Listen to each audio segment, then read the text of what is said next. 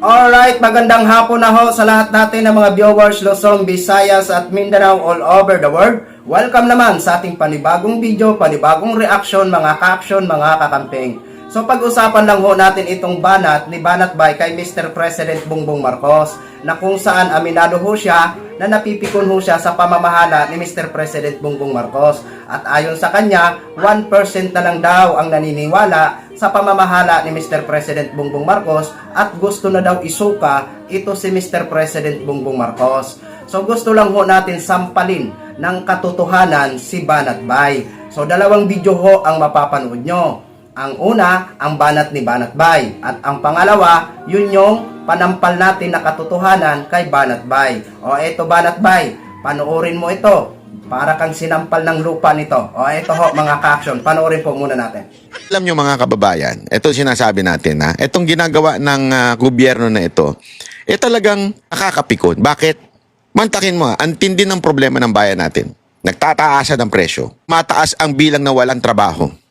Kaya isipin nyo yan ha. Tapos ang focus pa ng gobyerno, si VP Sara Duterte. Saan ka nakakita? Hoy Marcos, makinig ka. Makinig ka sa akin. Makinig ka sa akin, ha? Hoy Marcos. Ha? Hoy, kung ako sa'yo, ha? Kesa nasiraan mo ng siraan ng kalaban mo para tumaas ang ratings mo, alam mo gawin mo? Magtrabaho ka na maayos. Padamihin mo trabaho ng mga Pilipino. Pababain mo ang presyo ng bilihin. Magkaroon ka ng positive na result sa gobyerno. Tataas ang ratings mo. Pero yung akala mong paninira ninyo sa mga kalaban nyo sa politika, itataas kayo. Hindi mangyayari yun. Kahit ma-disqualify nyo pa si VP Sara Duterte, hindi pa rin mangyayari na iboboto kayo ng taong bayan. Wala nang naniniwala sa'yo. Siguro mga 1% na lang ang naniniwala sa'yo. Yan ang totoo. Mga 1% na lang ang naniniwala sa pamamahala mo. Yan ang totoo. Kahit sinong itanungin mo sa karsada Oh, masaya kayo ngayon? Kesa nung last administration? Ang sasagot nila, ayaw nila ngayon talaga. Gusto na nila ng pagbabago. Wala pang kakakalahating taon pa lang. Wala pang pang-4 na taon o pang-5 taon. Gusto ka na nilang isuka. Yan ang totoo. Tapos, ito pa matindi. Ha? Bobolahin mo pa yung mga tao. Bubudulin mo pa. Hindi, walang biro. Tingnan nyo kung gano'n niya budulin yung mga tao. Nung birthday niya, ano ang kanyang Christmas birthday wish? Hey sir, may we know po sir kung ano yung wish ninyo sa gitna ng mga isyong kinakaharap ninyo ngayon? Hindi naman nagbabago yung mga birthday wish ko at mula nung simula hanggang ngayon na naging pangulo ko. Ano? Dumami ang ano? Yun na nga maging maayos ang buhay ng bawat Pilipino na maituloy natin lahat ng ating proyekto para matulungan lalong-lalo na yung mga mahihirap at ganun pa rin hindi talaga nagbabago. Sana maabot natin yung aabutin natin yung ating pinapangarap na wala nang gutom na Pilipino. Yun. Yun na ho mga ka-action, mga kakampeng. Aba, napipikon ka pala Banat Bay ha? Alam naman po namin kung bakit ka napipikon. Dahil hindi natupad ang inyong pangarap ng Marcos resign, Marcos resign. Yan talaga. Napipikon kayo sa pamamahala ni Mr. President Bongbong Marcos. Dahil napurnada ang inyong Marcos resign, Marcos resign. So alam naman po natin mga ka-action, napapanood natin, nababasa natin, na may mga job fair offer ang administrasyon ni Mr. President Bongbong Marcos. At alam natin na alam nila yan, napapanood nila yan, nababasa nila yan. Ayaw lang talaga nila i-appreciate. So gusto lang talaga nila ipanabas dyan sa kanilang mga viewers na mga uto-uto. Na kisyo ganito, kisyo ganyan. Diba? Alam naman po natin ang mga karakas niyan Diba? Alam mo Banat Bay, hindi na kailangan ni Mr. President Bongbong Marcos na manira para tumaas ang kanyang ratings. Diba? Oo. Naniniwala ako dyan mga ka-action, hindi na kailangan ni Mr. President Bongbong Marcos na manira, di ba, para tumaas ang kanyang ratings. Bakit?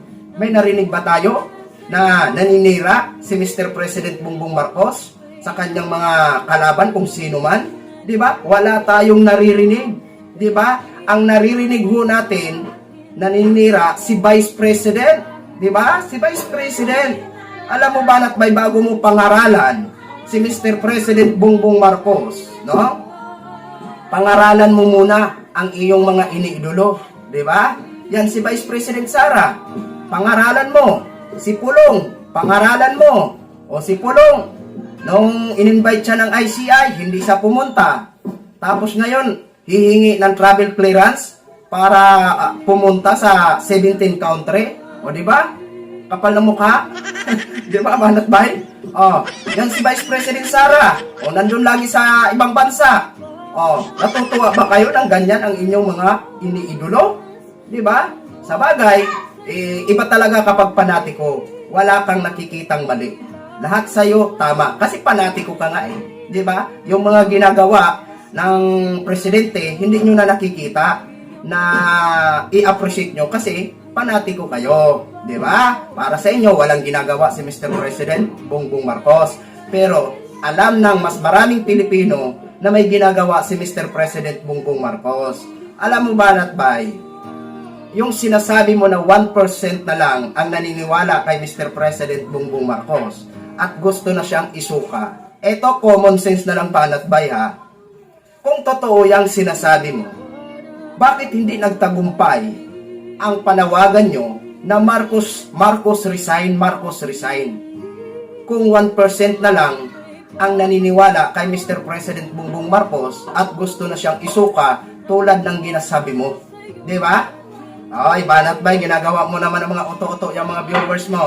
Yung mga viewers mo naman, mga uto-uto talaga. Sabi, tama, tama, Jesus. Diyos ko, mga viewers ni Natbay. O hindi nyo ba naisip na kung totoo yung sinasabi ni Natbay, hindi sana nagtagumpay sila sa panawagan nilang Marcos resign, Marcos resign. Sos, Maria Joseph. O, ito Natbay, ito Natbay. Ito ang panampal sa iyo na nakatotohanan, panampal na katotohanan. O, eto ha. O, panoorin po muna natin ito mga ka-action, mga kakampi.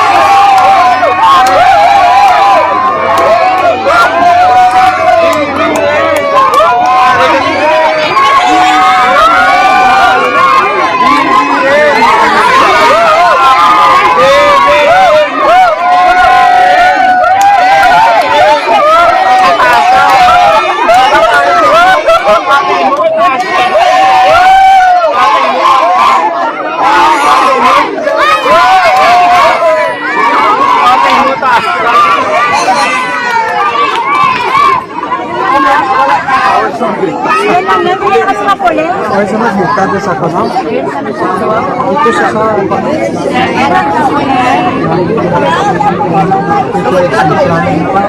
lasang dikit.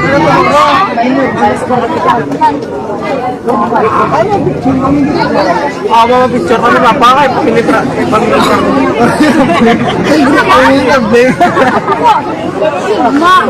Picture kami kay may pamilitra.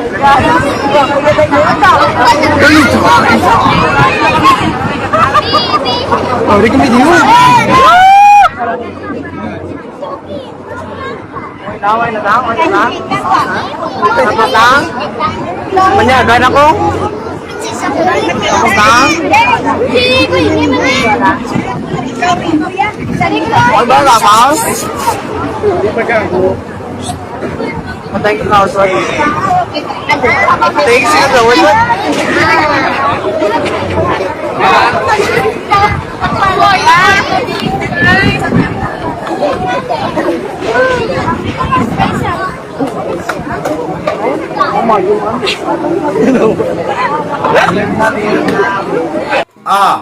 Yan ba ang sinasabi mong 1% ba, Natbay?